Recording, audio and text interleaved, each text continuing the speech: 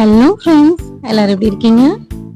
வாங்க, இன்னைக்கு நம்ம பார்க்க போகிறது என்ன ரெசிபின்னு நீங்களே கெஸ் பண்ணியிருப்பீங்க.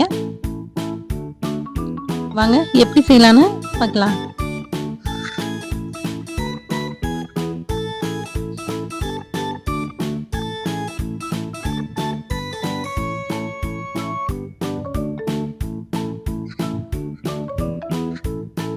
ஃபஸ்ட்டு ட்ரை ரோஸ்ட் பண்ணுறதுக்கு ஒரு பேன் வச்சுக்கோங்க. தனியாக போட்டுக்கோங்க. மிளகு சீரகம் சேர்த்துக்கோங்க. நம்ம ஷார்ட்டாக இதை பண்ண போகிறோம். ரொம்ப டீட்டெயிலாக போய் போர் அடிக்க விரும்பல. வெந்தயம் சேர்த்துக்கோங்க. நல்லா ரோஸ்ட் பண்ணிக்கோங்க.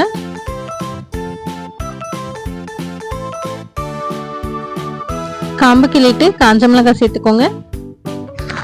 நல்லா வறுத்து எடுத்துக்கோங்க. இதை ஒரு மிக்ஸி ஜாரில் ட்ரான்ஸ்ஃபர் பண்ணிக்கோங்க. இது கூட வெங்காயம்லாம் போட்டு அரைக்க போகிறோம். இப்போ ஒரு பேனில் எண்ணெய் விட்டுக்கோங்க. சின்ன வெங்காயம், பூண்டு, தேங்காய் இதை மூணுத்தையும் எண்ணெயில் வதக்கி சேர்த்து அரைச்சிக்கோங்க. நம்ம ஆல்ரெடி வறுத்து வச்சுருந்ததோட சேர்த்து கத்திரிக்காய் இந்த மாதிரி ஸ்லைஸ் பண்ணிக்கோங்க. நம்ம அரைச்சி வச்ச ஸ்டஃப் உள்ள ஸ்டஃப் பண்ணி எண்ணெயில் போட்டு நல்லா வதக்கிக்கோங்க. இது மேலே உப்பு தூவிக்கோங்க. உப்பு தூவிட்டு நல்லா வதக்கிக்கோங்க. அந்த எண்ணெயிலே கத்திரிக்காய் பாதி வந்துடணும்.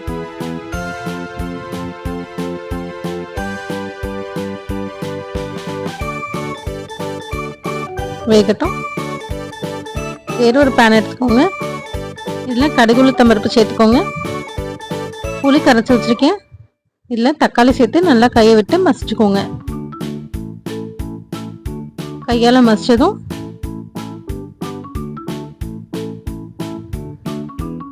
நம்ம சின்ன வெங்காயம் போட்டு வச்சிருக்கோம். கடுகு பொரிஞ்சதும் சின்ன வெங்காயம் போட்டுக்கோங்க. மீன்வைல் அதையும் பார்த்துக்கலாம்.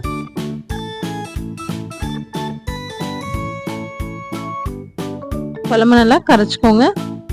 கரைச்சதும் அதில் மிளகாய் பொடி, தனியா பொடி, மஞ்சள் பொடி இதெல்லாம் சேர்த்துக்கோங்க.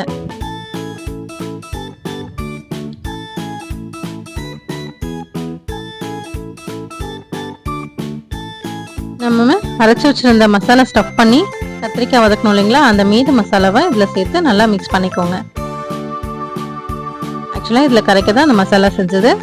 கத்திரிக்காயில் உப்பு காரம் ஏறணுன்றதுக்காக நம்ம வதக்கியிருக்கோம். சின்ன வெங்காயம் வதங்கினதும் நம்ம கரைச்சி வச்சிருக்க குழம்பு அதில் விட்டுட்டு கருவேப்பிலை சேர்த்துக்கோங்க. நல்லா ஒரு மிக்ஸ் கொடுத்துக்கோங்க. மசாலா இங்கே கீழே தங்கினா அடிப்பிடிச்சிரும். அதனால நல்லா ஒரு மிக்ஸ் கொடுத்துக்கோங்க. இப்போ நம்ம வதக்கி எடுத்து வச்சிருந்த கத்திரிக்காயை இதில் சேர்த்துருவோம். கொஞ்ச நேரம் ஓரமாக வச்சிங்கன்னா எண்ணெய்லாம் அது சக் பண்ணிடும். அப்புறம் இதில் சேர்க்கலாம். இது பாருங்கள், நல்லா சக் பண்ணிடுச்சு. ஸோ அதெல்லாம் எடுத்து இதில் போட்டுக்கோங்க. நல்லா டேஸ்ட்டாக இருக்கும்.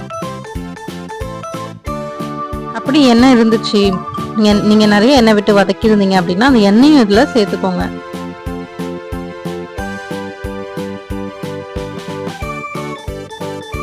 நல்லா மிக்ஸ் பண்ணிக்கோங்க.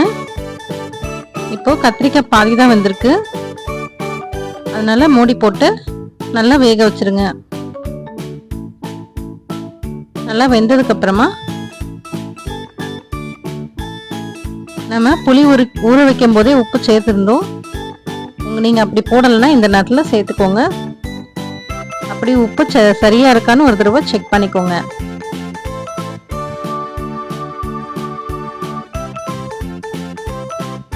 ஒரு சின்ன துண்டு வெல்லம் போட்டுக்கோங்க.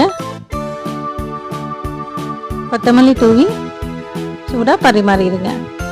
அட்டகாசமாக இருந்தது ஃப்ரெண்ட்ஸ். ட்ரை பண்ணி பார்த்துட்டு எப்படி இருக்குன்னு கமெண்ட் பாக்ஸில் சொல்லுங்கள். என்னோட ரெசிபிஸ் பிடிச்சதுன்னா லைக் பண்ணுங்கள், ஷேர் பண்ணுங்கள், கமெண்ட் பண்ணுங்கள், சப்ஸ்கிரைப் பண்ணுங்கள். ஞாபகமாக பெல் பட்டனை கிளிக் பண்ணுங்கள். என்னோட வீடியோஸ் அப்போ பார்த்துட்டு